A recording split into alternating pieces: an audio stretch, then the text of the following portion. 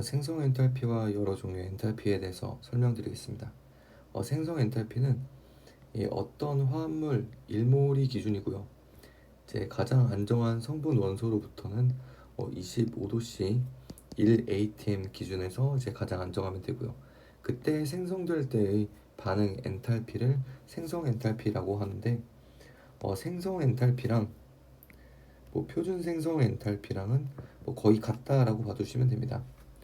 표준 상태는 1atm, 기체가 1atm 또는 1바, 용액은 1몰 농도인 경우를 표준 상태라고 하는데, 문제 풀 때는 둘이 거의 같다라고 생각해줘도 큰 무리가 없습니다. 예를 들어 H2O 리퀴드의 생성 엔탈피를 보시면, H2O 리퀴드에서는 수소는 수소 기체로, 그리고 산소는 이제 산소 기체로 존재하죠.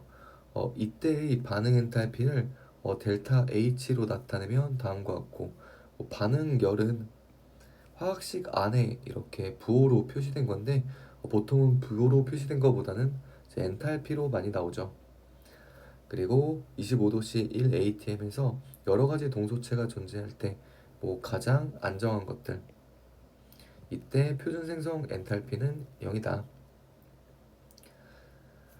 분해 엔탈피는 정의 자체가 어떤 화합물 1몰이 25도씨 1atm에서 가장 안정한 원소로 분해될 때의 반응 엔탈피인데, 그렇다는 것은 분해 엔탈피와 생성 엔탈피는 절대값이 같고 부호는 반대인 역반응 관계입니다. 연소 엔탈피도 많이 나오는데, 물질 1몰이 완전 연소란 탄소는 CO2로, H는 H2O로 변하는 반응이고요. 이때도 연소되는 물질이 1몰, 예를 들어 H2가 이제 연소 반응을 보시면 1몰이 연소됐을 때 25도씨에서는 H2O 리퀴드가 되죠. 따라서 H2O의 연소 엔탈피랑 H2O의 리퀴드의 생성 엔탈피는 같고요. 흑연의 연소 엔탈피랑 CO2의 생성 엔탈피는 동일합니다. 이런 것들이 문제의 힌트가 될 수 있고, 그 밖의 엔탈피로는 용의 엔탈피, 중화 엔탈피 같은 것들이 있습니다. 헤스의 법칙이 많이 나오는데, 헤스의 법칙은 반응이 한 단계로 이루어지거나 여러 단계에 걸쳐서 일어남과 관계없이 델타 H는 이제 동일하다라는 법칙인데, 이거는 상태함수라는 성질 때문입니다. 상태함수는 반응 경로에 무관하기 때문에 처음과 끝이 동일하기만 하면 됩니다. 그리고 중요한 거는 생성 엔탈피로 반응 엔탈피를 구할 수 있습니다. 다음과 같이 메테인의 연소 반응이 있고요. 이때 CH4가 두 개의 O2랑 만났을 때 만나고, 그 다음에 생성물로는 탄소는 CO2, 그리고 수소는 두 개의 H2O가 됩니다.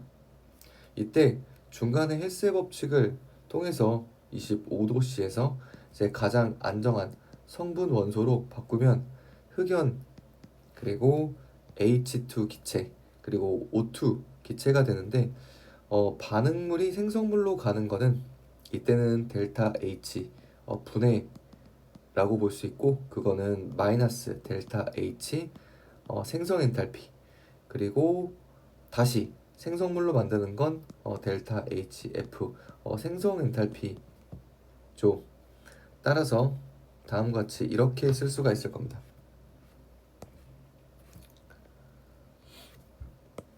생성 엔탈피로 반응 엔탈피를 구하기. 다음과 같이 생성물의 표준 생성 엔탈피를 다 더한 다음에 반응물의 생성 엔탈피를 빼주면 됩니다. 그래서 저는 이거를 암기법으로 생성 엔탈피는 생성물 빼기 반응물이다 해서 생생반이라고 암기법으로 가리키고 있습니다.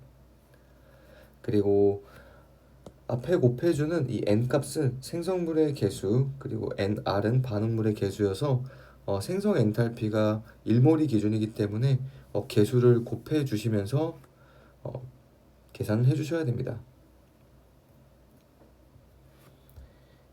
결합 에너지를 보시면 결합 에너지는 제가 별표를 쳐놨는데 기체 상태의 정의가 됩니다. 이것 때문에 이 기체 상태인지 아닌지 체크하는 게 상당히 중요하고 기체 상태의 분자에서 두 원자 사이의 공유 결합을 결국 결합을 1몰 끊어 중성 원자로 만들 때 필요한 에너지로서 결합 에너지는 모두 흡열 반응입니다. 이때 앞에서 생성 엔탈피처럼 전부 다 이름들이 전부 다 1몰이 기준입니다. 그리고 평균 결합 에너지가 있는데 CH의 결합 에너지가 물질마다 달라요. 그런데 일반적으로는 분자가 달라지면 차이 나는데 뭐 크게 차이 나지 않는다라고 해서 평균 결합 에너지를 사용합니다. 그리고 이 평균 결합 에너지를 통해서 반응 엔탈피를 구할 수 있어요. 이 반응 엔탈피 같은 경우는 아까는 25도씨에서 가장 안정한 상태로 갔다면 이번에는 원자 상태로 쪼개게 됩니다. 예를 들어 제가 앞에서 했던 요 메테인의 연소 반응을 예시를 들고 CH4 기체 두 개의 O2가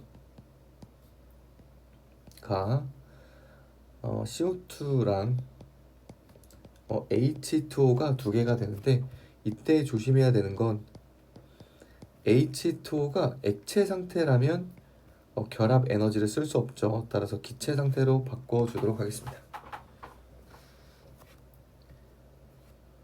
그러면 첫 번째 생성 엔탈피를 보시면 가장 안정한 거 흑연. 산소는 그대로 O2. 자, 그러면 이렇게 이거는 이제 CH4가 분해되는 거죠. 그래서 마이너스 델타 HF CO2 기체라고 볼 수 있고, 그 다음에 가장 안정한 성분 원소에서 CO2가 생성되었습니다. CO2 기체. 죄송해요. 제가 CO2라고 했는데 CH4죠.